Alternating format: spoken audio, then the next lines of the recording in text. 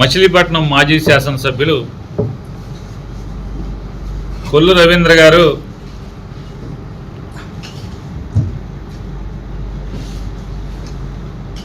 Bus యాత్ర fail అయిందని చెప్పని, బస్సు యాత్ర తుసి యాత్ర అయిందని చెప్పని విలేకరులందరినీ పిలిచి ఒక 2 గంటల పాటు అనర్గళంగా ఆయన బాధ ఆవేదన అంతా కూడా వెలగక్కున్నారు. ఒకవేళ వైఎస్ఆర్ కాంగ్రెస్ పార్టీ తలపెట్టినటువంటి సామాజిక సాధికార బస్సు యాత్ర తుస్సుమంటే మందు సామాను కాల్చుకుని ఆనందపడాలి కదా, అసలు దాని గురించి ఆ బస్సు యాత్ర గురించి పట్టించుకోవక్కర్లేదు కదా. అడావుడిగా ప్రెస్ మీట్ పెట్టి 2 గంటల సేపు ఆయన బాధ అంతా ఎందుకు వెలగక్కోవాలి? అది దాని ప్రభావం లేదు, అసలు ఏమీ చేయలేకపోయాము, జనం రాలేదు, బాధ ఎందుకు పడాలి? ప్రెస్ మీట్ ఎందుకు పెట్టాలి? సంబరం చేసుకుంటే సరిపోద్ది కదా. యథావిధిగా అలవాటు ప్రకారం మన సంబరాల్లో ఎట్టాగ మనకు ఉంది కదా అలవాటు, సంబరం చేసుకుంటే సరిపోయేది కదా. ప్రెస్ మీట్ ఎందుకు పెట్టాలి? అంటే మనసులో ఉలుకు, మనసులో భయం, మేకపోతు గాంభీర్యం. మాట్లాడేప్పుడు కూడా నాకు కొల్లు రవీంద్ర గారు దేవుడు ఆయన పాపం ఒక వరం ఇచ్చాడు, సిగ్గు అనేది లేకుండా చేశాడు. అసలు ఏమాత్రం సిగ్గు అనేది లేకుండా ఏం చేశాం? అసత్యాలు మాట్లాడటం, తను ఏమీ చేయకపోయినా కూడా చేశానని చెప్పుకోవటం, యువతలు చేసినా కూడా చేయలేదని చెప్పటం, లేదా బురద పూయటం. అంటే బ్యానర్లు కట్టుకుండా డబ్బులు అడుక్కున్నామంట ఆయన మాట్లాడతాడు.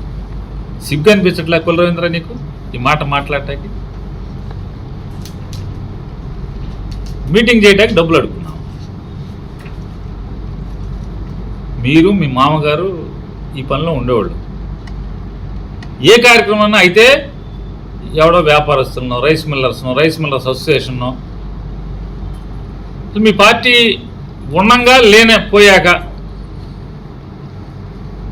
ఎవడో కొన్ని చేయి చాపకుండా కార్యక్రమాలు ఎక్కడ చేస్తారు మీరు? ఆఖరికి చంద్రబాబు వచ్చినప్పుడు కూడా, నిన్న కాక మొన్న వచ్చినప్పుడు మీకు అలవాటు. కష్టమో నష్టమో అప్పో సప్పో మేమే చేసుకుంటాం తప్పితే కొల్లు రవీంద్రలాగా ఈరోజు చేయి చాపటం అనేది ఖచ్చితంగా గర్వంగా చెప్పగలను. ఈ ఊరికి జరిగేటువంటి మీ ఇష్టం. బందర్లో పేరు నాని ఏం చేశాడు, కొల్లు రవీంద్ర ఏం చేశాడు కావంటే శ్వేతపత్రం విడుదల చేసుకుందాం. వాళ్ళు చెప్తాడు నా కొడుకును ప్రమోట్ చేసుకోవటం అంటే, వైఎస్ఆర్ కాంగ్రెస్ పార్టీ అతను కాన్స్టిట్యున్సీ ఇన్ఛార్జిగా పెట్టుకుంది. ఏ ఊర్లో పొలిటికల్ ప్రోగ్రాం జరిగితే, పార్టీ కార్యక్రమం జరిగితే అక్కడ ఆ కాన్స్టిట్యున్సీ ఇన్ఛార్జే నడుపుతాడు పార్టీ ప్రోగ్రాం. అది నా కొడుకుని కొత్తగా ప్రమోట్ చేసుకోవటం ఏంటి? 4 ఏళ్ల నుంచి పార్టీ బాధ్యతలు అతనే చూస్తున్నాడు. సామాజిక సాధికార బస్సు యాత్ర అనేది అంటే వైఎస్ఆర్ కాంగ్రెస్ పార్టీ ప్రభుత్వంలో ఇది మాటల ప్రభుత్వం కాదు, ఇది మాటల పార్టీ కాదు, ఇది చేతల నాయకత్వం. ఇది పేదవాడికి ఏమేం కావాలి, బీసీ ఎస్సీ ఎస్టీ మైనార్టీలకు ఏం కావాలి, వారి కులవృత్తుల నుంచి బయటకు వచ్చి చదువు నేర్చి తద్వారా ఉన్నత ఉద్యోగాల అందుకునే అవకాశం కావాలి, స్తోమత కావాలి. చంద్రబాబు నాయుడు ఏం చెప్పాడు? మీరు చంద్రబాబు నాయుడు, కొల్లు రవీంద్ర చంద్రబాబు నాయుడు కలిసి ఏం చెప్పారు?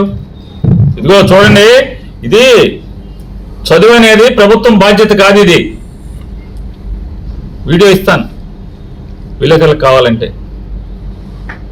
చదువు అనేది ప్రభుత్వం బాధ్యత కాదు అని చెప్పిన ప్రభుత్వం, చెప్పిన నాయకత్వం చంద్రబాబు నాయుడు కొల్లు రవీంద్రది. అయితే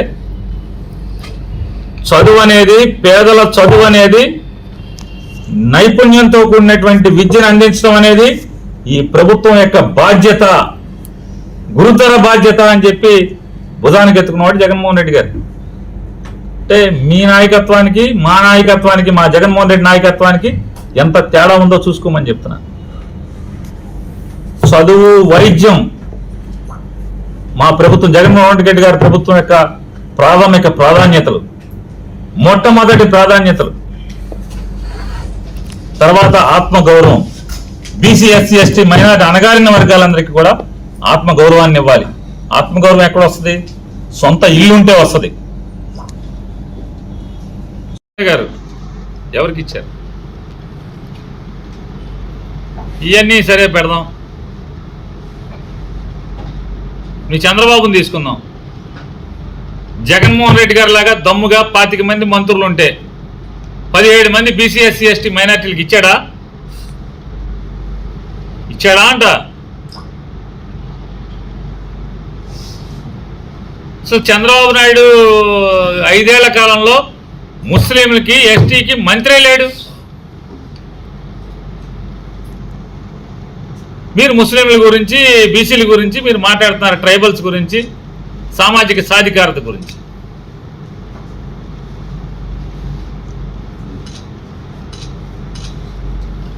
ఇవాళ పాపం తమరు మంత్రి చేశారు. మా మున్సిపల్ చైర్మన్ గారి గురించి, వాళ్ళ గురించి వాళ్ళు మాట్లాడతారు. కామినేని శ్రీనివాస్కి, దేవినేని ఉమాకి మధ్యలో ఆటలు అట్టుపండులాగా నువ్వు తప్పితే ఏం చేసావు 5 ఏళ్ళు? ఒక మాట చెప్పండి. మీ ఇష్టం. కులరేంద్ర గారిని అడుగుతున్నా, 5 ఏళ్లలో ఏం చేసావు? దేవినేని ఉమాని కానీ కామినేని శ్రీనివాసుని కాదని నువ్వేమైనా చేయగలిగేది ఉందా? వాళ్ళిద్దరికి మధ్య ఆటలు అట్టుపండుగా తోడు పెళ్లి కొడుకుగా పెట్టుకున్నారు. 2 కమ్మారు ఉంటే బాగోదని ఒక బీసీగా నిన్ను పెట్టుకోవడం తప్పితే ఏంటి? జిల్లాలో నువ్వు మంత్రికి ఏం చేసావు? నీ ముద్ర ఏంటో? నిధులు తెచ్చావంటే ఏం తెచ్చావు? ఒక మాట చెప్పు నాయన. ఏం తెచ్చావు? పలానా చేశాను. 13 ఆర్థిక సంఘం, 14 మేము కూడా 14 ఆర్థిక సంఘం, 15 ఆర్థిక సంఘం మేము తెచ్చాం.